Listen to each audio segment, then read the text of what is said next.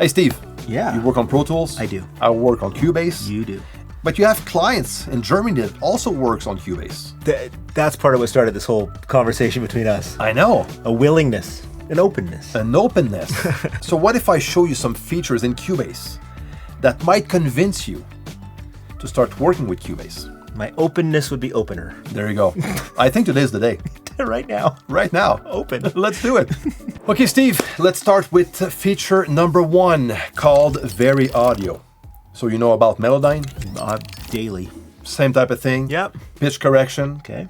Awesome tool to work with and fully integrated in Cubase. Not doing this ARA. New. Okay. New. I like fully that. integrated.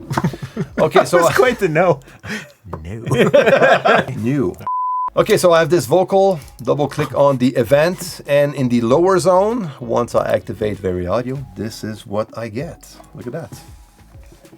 So all my vocal notes are listed right in front of me. Yeah. Okay, so I can start pitch correcting right away, bringing a note up or down, whatever needs to be done. I can even flat up the curve, string up that curve individually, or I can even select a bunch of them all together and do the same thing. Straight inside this window. I can also use the left side window to do the pitch correction on those selected events or segments. And there you go. It's so easy to work with. I can even tweak the timing. Okay, so let's say I want to make this one a bit quicker or, laid back a bit more. I can tweak that up. I can tweak with the volume of that event also. I can tweak with the tilt. I can tilt that up. And for tilt, you have like this little line that is the center point that can be moved around also. And that determines the point of tilting, which is quite nice. It's cool. Yeah. And it's just built in. It's built in. It's aware of its surroundings. That is a thing of beauty. Exactly. And when correcting a vocal, I can make sure it sticks to the grid of the next note. Or I can just by clicking on Shift, do it freely. Okay, so just for fine tuning.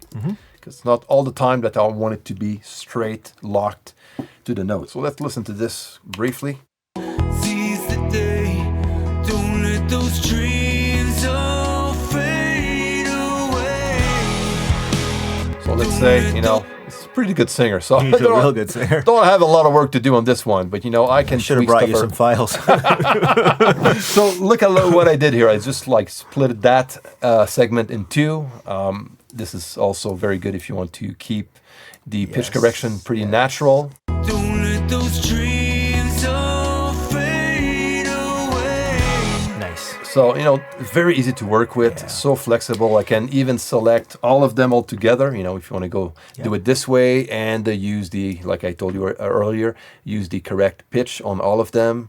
Let's string all that curve and do the T-Pain effect. Yeah. Everyone's got a dream.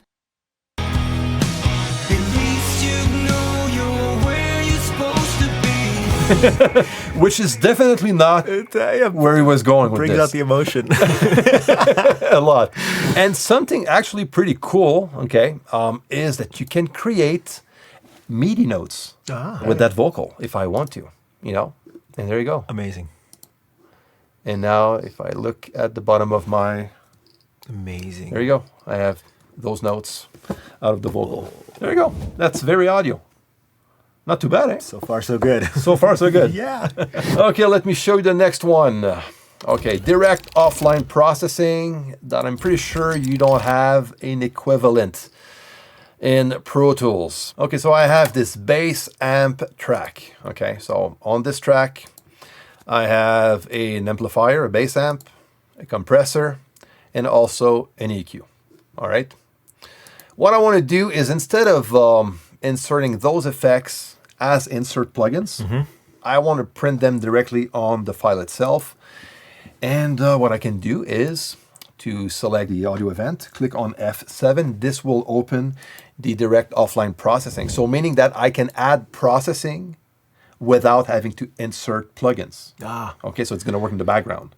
Yeah. But the cool thing is that it's not going to print it right away. It's going to temporarily print it. Yeah, Audio Suite is our thing. Yes. But it's destructively destructive. This is not destructive. Okay. Which is so cool. So I can go and add internal processing, you know, pitch shift and all that stuff, reverse or whatever I have here, but also plugins. Okay. Okay, so I can go on my list of plugins, select any plugins I want, more than one if I want to, and use it without having to insert plugins. There's situations when mixing that this type of thing can be very practical. To save processing, but also A to... huge one for me would be like dialogue editing. Yes, okay. Like that. Like Yeah. that's a huge thing. You're always processing their line here, but it's different take there or whatever, and you're trying to match. Yeah. And you can undo them. That's the beauty of it. So it's not destructive. You can undo them, you can go and tweak back you the can tweak effects. them Yeah. on each section. Yeah, and let's say, you know, I want to cool. take that plugin chain. Okay, I can actually drag this plugin chain straight into direct offline processing. Okay, by just dragging the insert tab right here, and there you go. They're all there. I could do this on a bunch of things and then tweak it for the chorus different than the verse. Yeah, And you could. It's so cool. You could. So there you go. You have access to all your plugins here, and the minute you make a change, it's gonna, you know, it's gonna do its thing in process. It's gonna work. Oh, I You'll see it. That's it. It did a It's little done. thingy. You can even test it before you audition, before you apply it, and that's it. But now it's applied automatically anyways, and you can go back and forth. The only thing you need to do is just click back to it, click on back to F7, and you're back to it. And once you're done, and this is something I do also with pitch correction, once I'm done with VariAudio and direct offline processing and I want to commit, I just select my event, go up to audio, down to bounce selection, replace, and that's it. Look at that. Committed. That's Very simple. cool. So that's cool. Eh? 2 for 2. 2 for 2.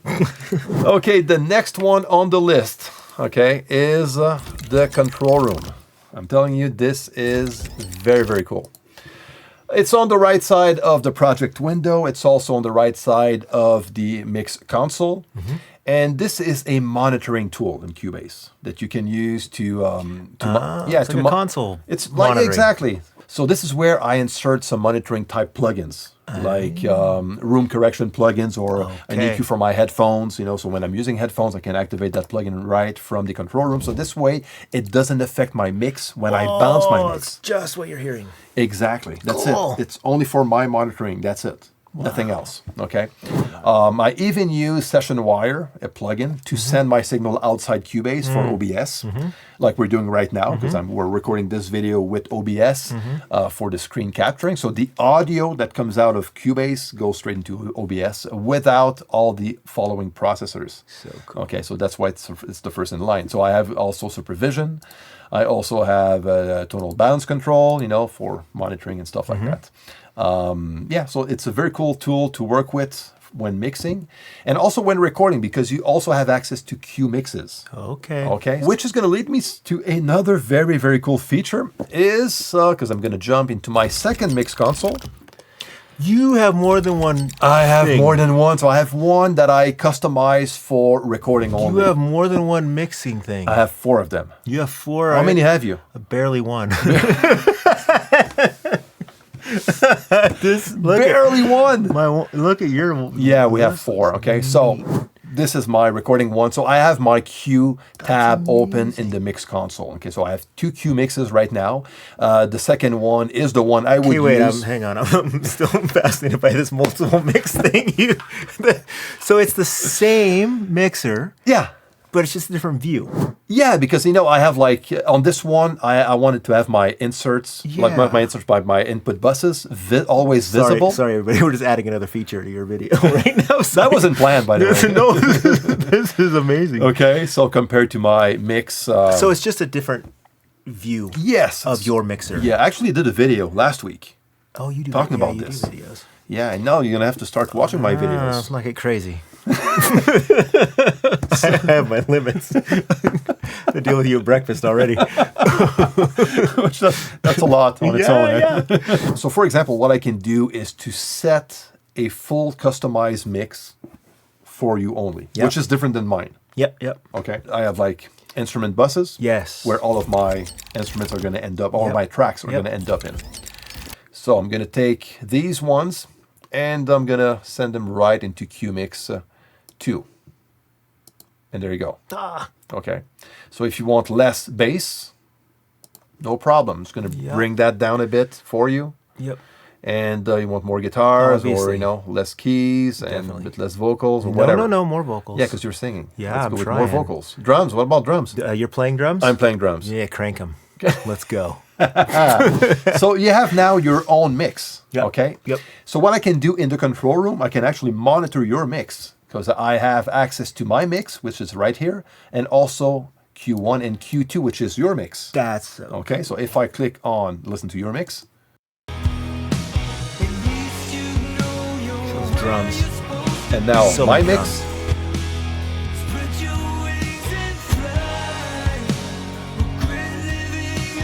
So that's actually pretty cool. My mix is better for sure.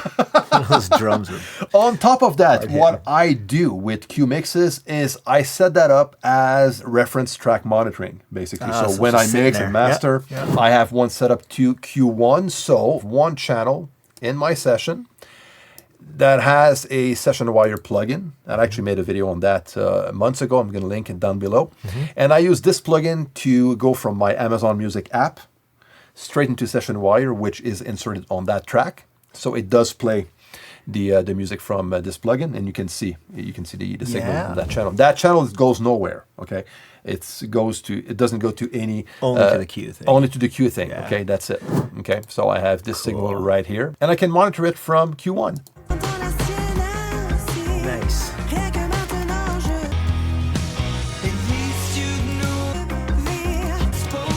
Very similar mixes. Totally the same. Yeah. It was the perfect reference for this one. Perfect. No, this is actually very cool. So this is how I like to use the control room. For Yeah, most and part. But there's like in Pro Tools with enough HDX hardware and aux sends and whatever, you could do this with a lot of clicks. But it just would never be this. Yeah, this is integrated, so right? simple. It's so integrated. It's so simple. Yeah, So there's something in Cubase that I think you're gonna like as a Pro Tools user is when to mix with analog gear. Okay, the way that works in Cubase, I have a bass channel right here. Let's go back to my mix version of the console. Okay, so I have So my many consoles. I have my bass channel. And on the side, in parallel, I have my VTRC, which is Why you on say the that side. so much cooler than me? I know. Do it again. Parallel. Yeah, parallel. No, it's parallel. No, it's pretty much parallel. I'm that close to make a T-shirt. You are. Parallel, Just lots of L's. cat R's. On my FX channel, I have the VTRC, which is linked to my hardware, my VTRC hardware. Yes. Okay, it's a compressor EQ. It's a channel strip, basically. Yeah. So what I do in Cubase, I go straight into the audio connections window, external effects, and this is where I set up all of my external gear, straight from this this external effects tab. Just click on Add Effects, and you set up, you route your stuff, and you set that up. So mine has the routing already set up, the send bus and return bus. And then the beauty is that the only thing I need to do is to add an instance of a plugin, which is a hardware type plugin. Yeah. It's called the external effects plugin. So if I go under Cubase, you will see external plugin, and they are all listed in there, which is pretty cool. Now mine is already inserted, so it's right here. And important is to measure the delay. You click on this, it's going to measure the delay, the time it takes for the signal to go into the gear and back to Cubase, so you don't get any phasing issues, especially when you're doing stuff in parallel like I'm doing right now. And this is what I get.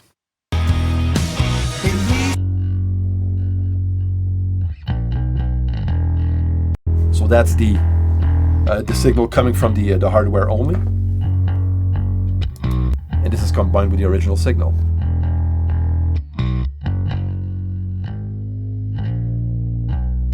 Pretty straightforward. That's pretty cool. Pretty cool. So yeah, it's like hardware insert That's it. is kind of the other way of doing that. Oh, for Pro Tools. Yeah. Oh, okay. And just way less plug-in.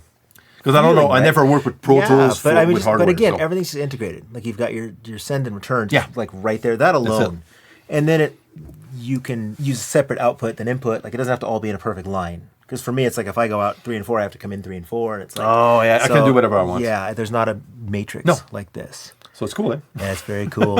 Okay, the next one I want to talk about is the audio segment detection. This is new to Cubase 14.0.20. Okay, Okay, it's pretty cool. so I shouldn't get to 19. No, 20. Okay. 20. Okay, so what I need to do, I'm going to click on my range selection tool, keep my finger on Command and Shift, and there you go. Oh, Just look at it. over the wave, How do it know? and there you go. It detects them right away. And look at that, from that Oh point. my god. There's so much of my life highlighting. And look, there's a green dot right here on top that I can use to bring that down or up. And this is perfect to gain stage stuff, you know. And just I spend so much of my life highlighting. I know. Highlighting these little. look at that. doodad. No need to chop things up. And that's it.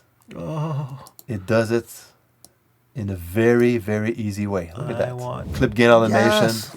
in a very easy way. Very good also on drums, Yeah. you know. So this is awesome. Again, this is new to the latest update at this point in time. So check it out. Do you have this on Pro Tools? No. No. No, it's highlighting. Yeah. Yeah. Like for me, I would tab to the transient. You know what I mean? Yeah. Tab and then do Exactly. it. Tab, But you know, tab. like without that, what I had to do is just use the, Yeah. Exactly. You know, that's There's it, a and lot of bring it highlighting. down. Yeah. That's it. That's the easiest. you know, which is okay. Okay, Steve, this one is insane. All right, I'm telling you right now. It's like called this. It's called the Modulators. I like the name. You like the name, eh? Yeah. Let's do it. This is part of a session I worked on for my Cubase 14 video. And I was experimenting with the modulators with this synth sound, which is a arpeggiator sound. Okay, very simple. And what I ended up with is this.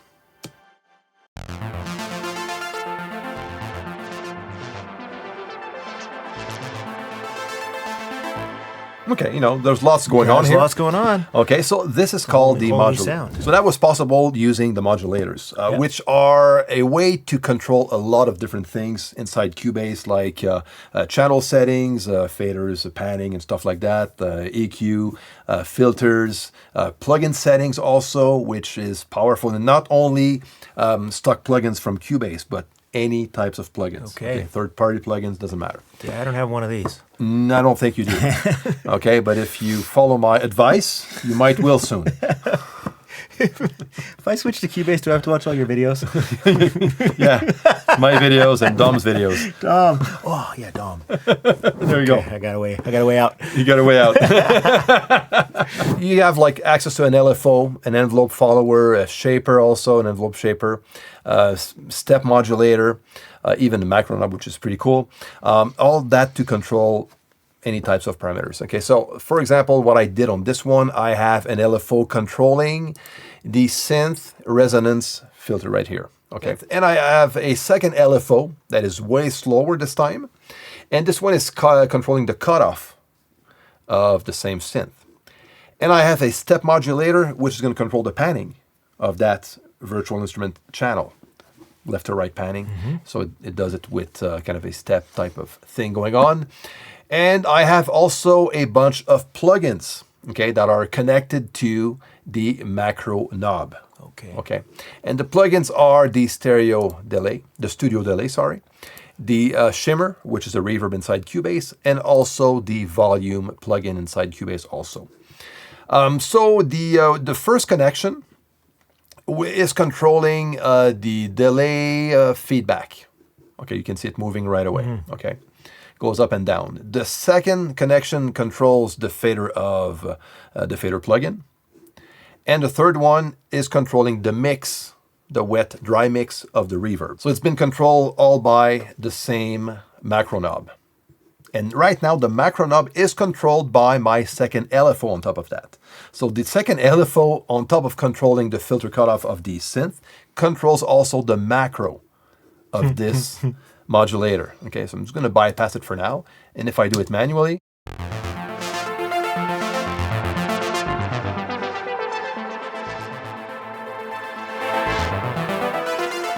but if I activate this connection from the second LFO,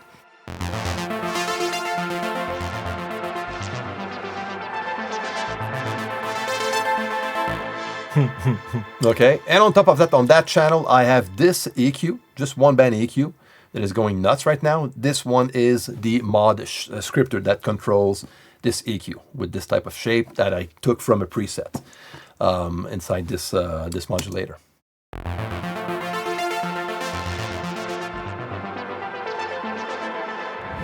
I can stay up all night doing nothing. I know. With this, just on my laptop in bed, just like doing nothing. You just try stuff, just you know? like doing something to a snare. It's like, it's so cool. Oh, you could go down. You could nerd. I know. Down the rabbit hole. It's crazy. I did something, way more simpler on that guitar here. So let's listen to it.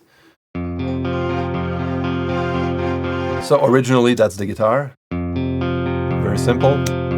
So I have, again, a modulator to control this time around. I'm going to click here. There you go. I control the modulation of the Studio Delay in Cubase.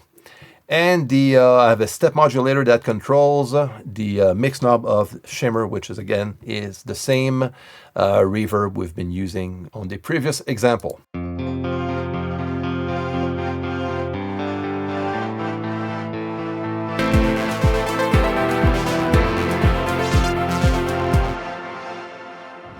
So that is the modulators. Yeah. It's and I'm just scratching the surface. You Yeah, can, I was going to say you could even use a sidechain source to control the shape of a modulator. It's insane. just in case you need less sleep. Yet. Exactly. Yeah, perfect. It's good. If you suffer from, let's add side chaining to this. if you suffer from insomnia, there you go. All night. Solution is right there. There is nothing like this. No. I don't know many places. None Just of- like built right in. Yeah, and you have access to the connection. Yeah. The plugin has right on top of the plugin. Yep. With this little click here. So it's very well done, very creative.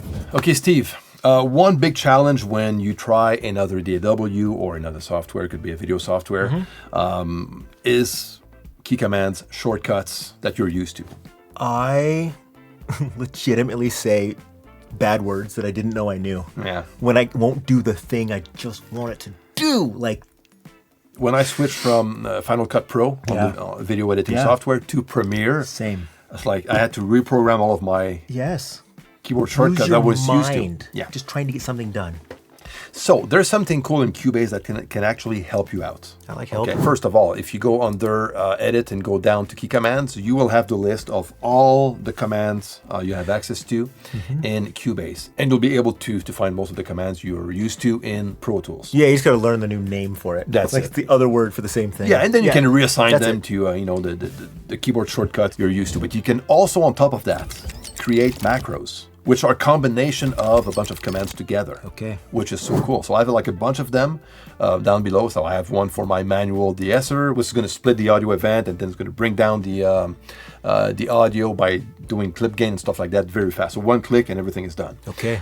So I have like a manual reverse reverb also that I can use. So a bunch of little things like that that I built over time. Okay. So this is so useful and very practical to work with. So in your case, you could face a situation where you have that command in Pro Tools that you don't have quite the same in Cubase, but you could have the equivalent by maybe combining several commands together. So you can actually create your own U command with a macro command. I like this. It's pretty cool. And I'll say less bad words. Your wife is going to thank you. Daddy's so angry at his laptop. Exactly. love And it. something else that is also pretty nice is the Project Logical Editor.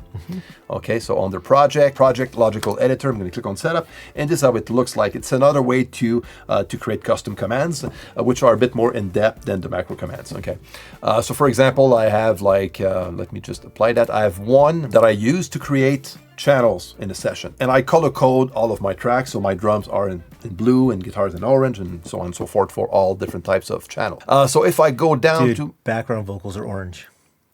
no guitars are never orange, dude. They're always orange. Yeah.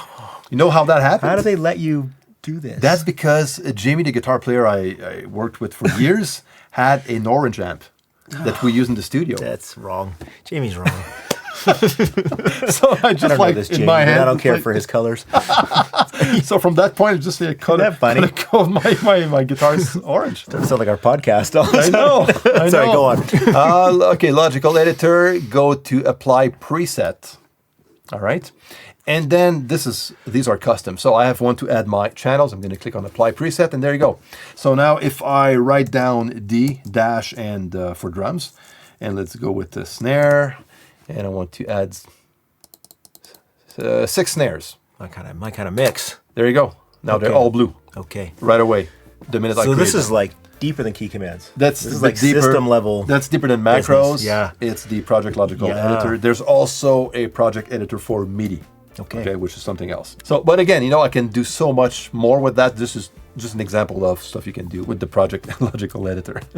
Steve, what do you think now? I love it. Like honestly. And Yeah. it just like for me Pro Tools has just been that's where I started. Back when I started in California and it to me this just looks like fun. Like I had it for lack of a more eloquent word. Fun. It looks fun. Yeah. Like I just want to play with the things. There you go. I like that.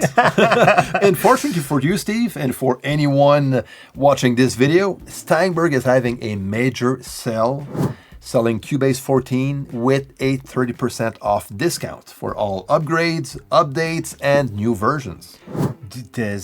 Call it the Steve sale. The Steve sale. Let's go. I would call it the Steve sale. I'm going to call it the Steve sale. So if you want to check it out, I'm going to leave the link down below. Thank you, Steve, once again. Steve sale. Thank you for watching. Take care. See you next time.